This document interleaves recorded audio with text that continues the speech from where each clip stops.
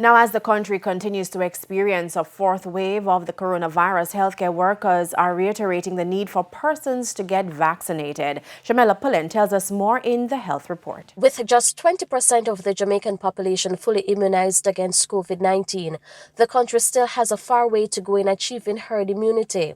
And as more people are being hospitalized with the virus, medical experts stress that this could have been avoided if they were vaccinated. Vaccination is not only to prevent the virus, it's also to lessen or mitigate the complications and hospitalizations, and that is what is using up our resources.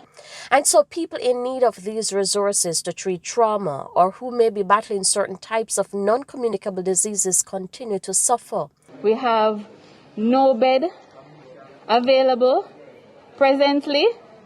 We have to wait until patients are discharged before giving a patient a bed. We're out of wheelchair, we are short in resources at this time. I feel helpless to know that I'm unable to care for my patient properly due to the lack of resources that are available here. Some patients are here and sitting on chairs that really need a bed, and we are unable to provide them with a bed until a bed is available. An appeal is once again being made for persons to take the jab. With your health report, I'm Shamela Pullen wishing you good health.